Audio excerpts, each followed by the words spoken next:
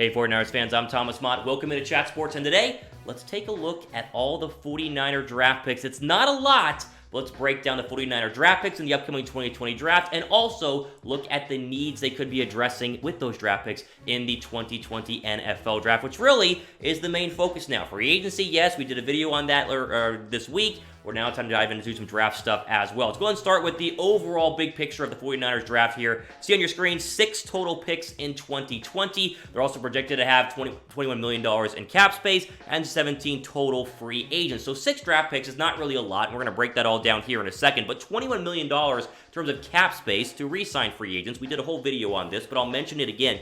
Is good, it's decent, but it's not a ton of money. So I get DMs from people all the time saying, hey, how much money do we have in free cap space? How many players can we go out and sign in free agency? The answer is not a lot. 1 or 2, and it will all depend on how much you give your current free agents like George Kittle and Eric Armstead. You might have nothing to go out and really get other additional players, and that means you have to become better and get more players via the NFL draft because rookie contracts are so cheap. The 49ers can obviously afford to have 6 picks on their roster, maybe even more if they trade back going into the 2020 season. So let's go ahead and throw up the total list of picks the 49ers have and where they're sitting at. So obviously they're their first round draft pick, number 31 overall. You lose the Super Bowl, you're the 31st pick, 32nd will go to the Kansas City Chiefs. Here's what's interesting, what a lot of people don't realize: you do not have a second round draft pick, you do not have a third round draft pick, you do not have a 4th round draft pick in 2020. So the Niners have a first, 31st overall, they have a 5th, which is 157 overall, a second 5th, which is 177 overall, 1/6, which is 210, 1/7, which is 218, and actually one more 7th, which is 246 overall. So in total, again, 6 picks, 1 first, 2 5ths, and a 6th, and then 2 7ths overall. That's all they have. So they're going to go last on night 1, and you won't see them again until day 3 unless they do some trades and trade back and forth overall. I will say this before we jump into why we do not have a 2nd, a 3rd, or a 4th round draft pick. Having a late 1st round pick means the 49ers are a very high candidate to trade out of the 1st round and move back into the 2nd, aka acquire more picks. You could trade out of the 1st, pick up maybe an additional 2nd, that way you can have a early day 2 pick instead of waiting until day 3. Think Philadelphia a couple of years ago when they were 32nd, they traded out of number 32 overall, they won the Super Bowl, and the Ravens traded in to go ahead and draft Lamar Jackson. The Eagles picked up more draft picks. Very likely scenario for our 49ers. Before we jump into the biggest needs and the trades that happened in terms of getting us without all these draft picks, answer this question down below. Quick ad break here on YouTube. So to ignore the ad, but scroll down and answer this. Just let the ad run. What is the 49ers' biggest need this offseason? Player-wise, do they need wide receiver? Do they need safety? Do they need cornerback? Do they need D-line? What is their biggest need? Let me know in the comment section down below. All right, so naturally you're saying, Thomas, they don't have a 2nd, they don't have a 3rd, they don't have a 4th. How did this happen? Well, let's go back in time a little bit and see the moves that they made to get rid of their draft picks, starting with, to me, the biggest one, the Dee Ford trade. So, if you remember, go back to last season, the 49ers traded for Dee Ford, giving the Chiefs their 2nd round pick, number 62 overall. So that's how you got rid of your 2nd round draft pick. And the question here right now, was it worth it? The answer is obviously and resoundingly yes. Now, did he play enough to warrant it? A little bit debatable because he only played in 11 games and had some injury problems, but at the same time, the knee was an issue. He balled out in those 11 games, and even though 6.5 sacks and 10 solo tackles is not exactly mind-boggling, he was a huge impact player on this defensive front. I think everybody in the 49ers locker room would essentially tell you, hey, he was a major part of our defensive line. He was worth the 2nd round draft pick. Because again, you basically go, what could you have gotten in the 2nd round versus a star pass rusher, a very good pass rusher in Dee Ford? Maybe you get a diamond in the rough, but Dee Ford was a guarantee, and obviously he's signed for multiple years now. So the impact of this trade, yes, you lose your 2nd round draft pick, but Dee Ford was 100% worth it overall. And again, if this guy stays healthy, that's easily 12 sacks. Like, that's easily 12 to 15 sacks going forward into 2020 if he plays all 16 games. On the outside, alongside Bosa, maybe Armstead if he stays back, and the other pass rushers, he is as good as they get. So I am all for, and I think you give them a check in terms of, was this worth the pick? Yes, it was. Before we move on, off seasons here in the NFL, but there's plenty of other sports that are happening. If you want to bet on those, basketball, baseball, college basketball, go ahead and check out our friends BetDSI. Go to chatsports.com/bet. Use the promo code 49ers. Get a 120% deposit bonus whenever you first sign up. Meaning, put $100 down, turns into $220 when you first sign up. Again, using the promo code 49ers. I know NFL's over. You can still bet on some stuff and make some money in the offseason. That way you're ready to go during the regular season to make some bets as well. How else did we lose our 3rd and 4th round draft picks? I'm glad you asked. It was for the Emmanuel Sanders trade. Remember this? We needed a wide receiver. The 49ers said, all right, John Lynch, go get us one. And you sent your 3rd and 4th round draft pick to Denver for Emmanuel Sanders. Now, here's a little bit more of a controversial one because Dee Ford, he got on a long-term deal. Sanders will be a free agent this offseason, meaning he could technically walk away, and therefore you essentially rented Emmanuel Sanders for half the season with a 3rd and 4th round draft pick in a upcoming draft that is ripe with wide receiver talent. So again, did he perform on the field? Well, yeah, 66 catches, 869 yards, and 5 touchdowns, but we compare that to Deebo Samuel like we're doing right now. Deebo was basically there in the same amount of numbers for Emmanuel Sanders. Again, was Sanders impactful? Yes. Was he worth a 3rd and 4th round draft pick? I'm starting to kind of think no, and I'm at the point where unless he takes a mega discount price to stay in San Francisco, I have no need to re-sign him because, again, you're getting Jalen Hurd back, and you possibly could draft a wide receiver at some point in this draft, sign a cheaper one in free agency, and have a good receiver core overall. So, again, you gave up your 3rd and 4th round draft picks for Sanders. If you re-sign him, he balls out in 2020, then it was obviously worth it. If he walks, though, this will look like it was a unsuccessful trade overall because, again, they did not actually win the Super Bowl. This is kind of an interesting topic, though, so I want to ask you guys, was trading for Sanders worth it? Type Y down below for yes, type N down below for no. Let me know in the comments section down below. The final trade here, we'll go through this quickly because, again, not a very big one. You did get the additional 7th round draft pick by trading the linebacker to the Detroit Lions. So Elijah Harrell was traded in late August to Detroit. They needed an extra outside linebacker, pass rusher, whatever you want to call him, and that's how you got number 218 overall. So that's why we have 2 7th round draft picks, just to make it very, very clear.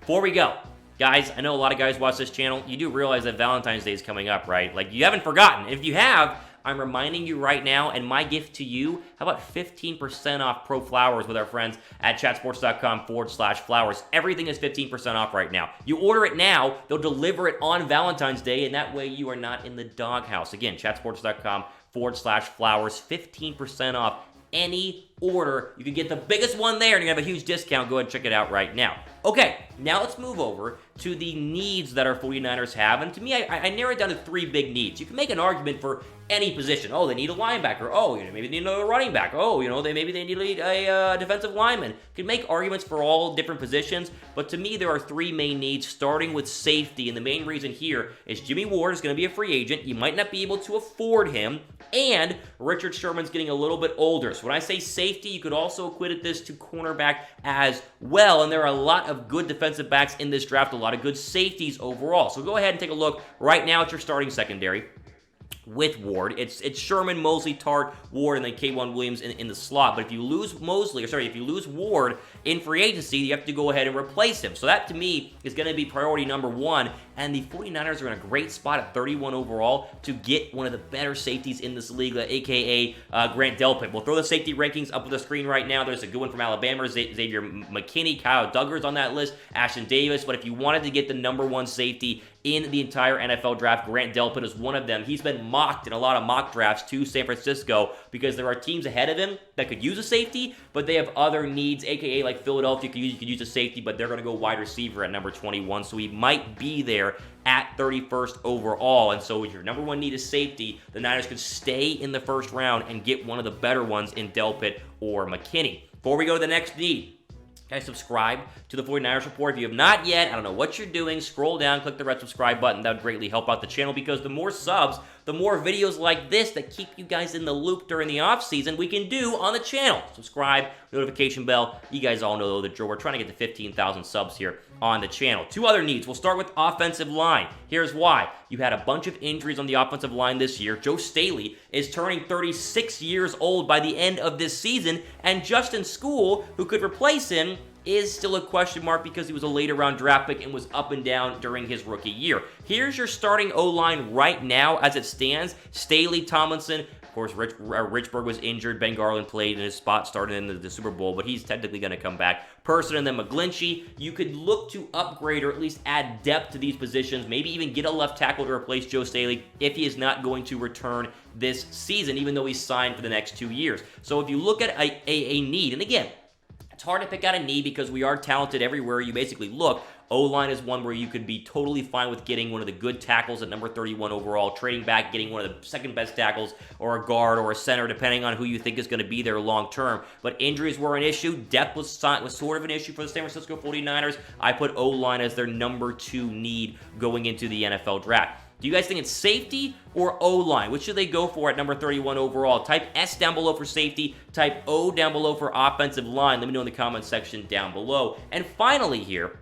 as we go through my 3 biggest needs for our 49ers, and again, only 6 picks in this draft, so it's not like you can actually plug all the holes and you only get 1 first rounder and then you wait till the 5th round. Maybe you go wide receiver. Hear me out. Here's why. Sanders probably going to leave in free agency. I'd be surprised if they re-sign him. Goodwin, Pettis, Matthews, they're all likely gone. So that leaves you with Jalen Hurd coming back from injury, Deebo Samuel, and then I guess Kendrick Bourne, who's a restricted free agent. Your 1, 2, 3 in terms of 49er wide receivers have some upsides, but also have some downsides as well. And if Hurd turns out to be a bust, I don't think he will be, but if he does turn out to be a bust, then maybe you need to go out and get another wide receiver to go ahead and help out Jimmy Garoppolo. And guess what? This is one of the deepest wide receiver draft classes maybe ever in the history of the National Football League. Your top 5 are fantastic. Jerry Jeudy, CeeDee Lamb, Henry Ruggs. You throw in Jalen. You throw in the TCU wide receiver in there as well. They have some great 2nd round, 3rd round wide receivers like Denzel Mims from Baylor. We'll go ahead and show you the draft rankings, the top 5 right here. But there are some really great ones. Justin Jefferson out of LSU, he's available. You could get one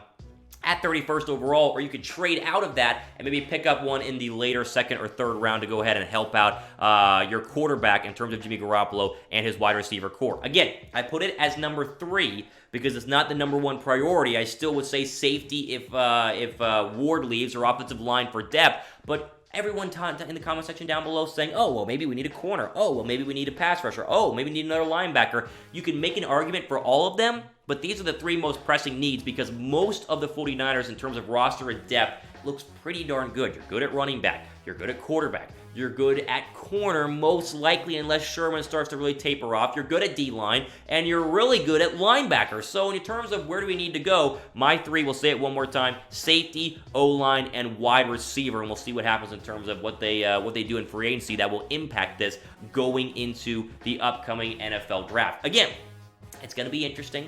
6 picks, that's it. You might have 1 pick night 1, 0 picks night 2, and then a bunch of picks on the final day that we won't even know who they are in terms of whoa, who's this guy out of Western Kentucky State or whatever the heck it is.